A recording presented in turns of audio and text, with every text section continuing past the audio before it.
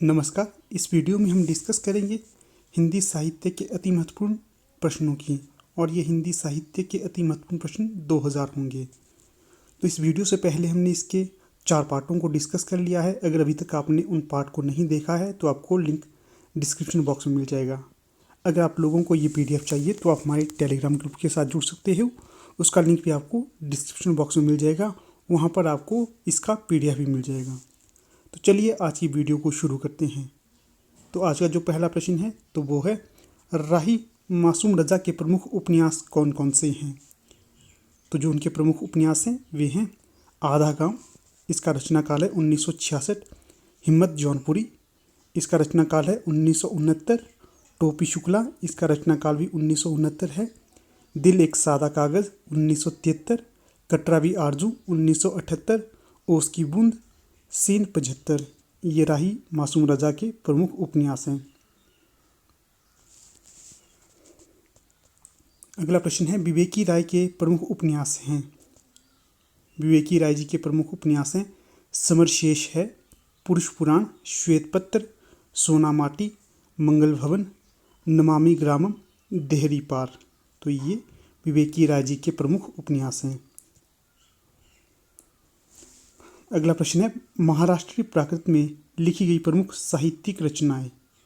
तो यहाँ पर जो महाराष्ट्रीय प्राकृत में लिखी गई प्रमुख साहित्यिक रचनाएं हैं वे इस प्रकार से हैं। गाहा सत्सई या गाथा सप्तशती, ये रचना है राजा हाल की। अगली है रावण बहू, तो इसे सेतुबंध भी कहा जाता है, प्रवर सेन इसके रचनाकार हैं। अगली है गौड़ बहू या गौड़ बध, ये है वाकपति की रचना। अगली है जय वल्लभ, तो जो जय वल्लभ है इनकी रचना है बजालग। अगली रचना है कुमार पालचरित, और ये रचना है हेमचंद्र की। ये प्रसिद्ध और प्रमुख रचना है। अक्सर नेट में ये रचना मिलान वाले प्रश्नों में पूछी जाती है, आपको ये कहीं नोट कर रखना चाहिए।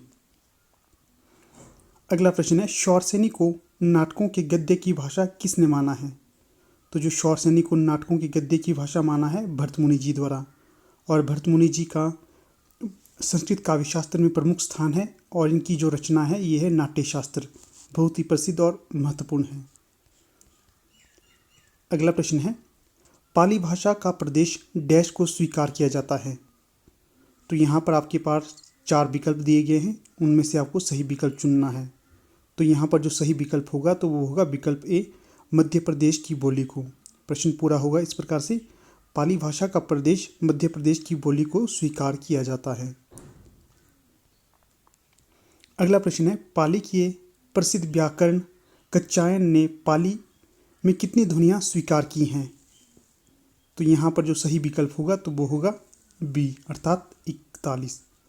पाली के प्रसिद्ध व्याकरणाचार्य कच्चायन ने पाली में 41 ध्वनियाँ स्वीकार की हैं। आगे कुछ तथ्य देखते हैं। जो मुगलान हैं इन्होंने 43 ध्वनियाँ स्वीकार की हैं पाली में।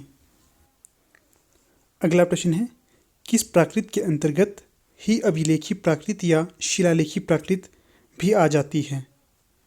तो यहाँ पर विकल्प हैं प्रथम प्राकृत, द्वितीय प्राकृत, अपभ्रंश या ए और बी दोनों।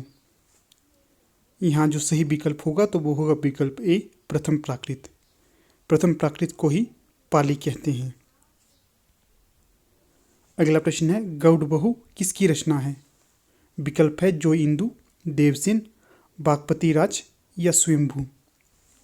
तो सही विकल्प होगा विकल्प सी, वाकपति राज। जो गौड़ बहू है रचना, ये वाकपति की रचना है। अगला प्रश्न है, डॉक्टर रामविलास शर्मा ने हिंदी नवजागरण को कितने हिस्से में विभाजित किया है। विकल्प है 2, 3, 4 या 5। तो यहाँ पर जो सही विकल्प होगा तो वो होगा विकल्प ए, 2 हिस्सों में विभाजित किया है।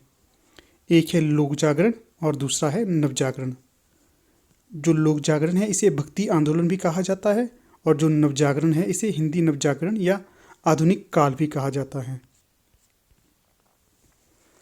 अगला प्रश्न है, उपदेश रसायन रास के रचनाकार कौन हैं। तो इसका उत्तर होगा जिनदत्त सूरी। उपदेश रसायन रचना जिनदत्त सूरी की है। अगला प्रश्न है, भारतेंदु कृत कौन सा नाटक अनुदित है। विकल्प है वैदिकी हिंसा हिंसा न भवति, चंद्रावली, विद्यासुंदर, अंधेर नगरी। तो सही विकल्प होगा सी, विद्यासुंदर। जो विद्यासुंदर नाटक है ये भारतेंदु का अनुदित नाटक है। बाकी वैदिकी हिंसा हिंसा न भवति, चंद्रावली और अंधेर नगरी ये इनके मौलिक नाटक हैं। अगला प्रश्न है केंद्रीय सचिवालय हिंदी परिषद संस्था का गठन कब किया गया था? तो ये किया गया था 1960 को। तो यहाँ पर जितने भी प्रश्न आपके समक्ष प्रस्तुत किए जा रहे हैं ये सभी प्रश्न पिछली परीक्षाओं में पूछे गए हैं, इसी के तहत इन्हें नोट के तौर पर बनाया हुआ है। अगला प्रश्न है विखंडन समीक्षा प्रणाली के जनक कौन हैं? तो ये हैं देरिदा। ये पाश्चात्य काव्यशास्त्र से संबंधित हैं। अगला प्रश्न है मैथिलीशरण गुप्त की कौन सी रचना महाभारत संबंधी नहीं है? विकल्प है बनवैभव, शक्ति, बक्सहा या सैरंध्री। तो सही विकल्प होगा शक्ति। विकल्प भी बिल्कुल सही होगा। अगला प्रश्न है दुल्हिन अंगिया काहे न धोवाई, इस पंक्ति में कौन सा अलंकार है? तो यहाँ पर जो अलंकार होंगे वो होंगे श्लेष और रूपकातिशोक्ति। तो ठीक है दोस्तों, यहाँ पर हमारी वीडियो का समापन हो जाता है। धन्यवाद।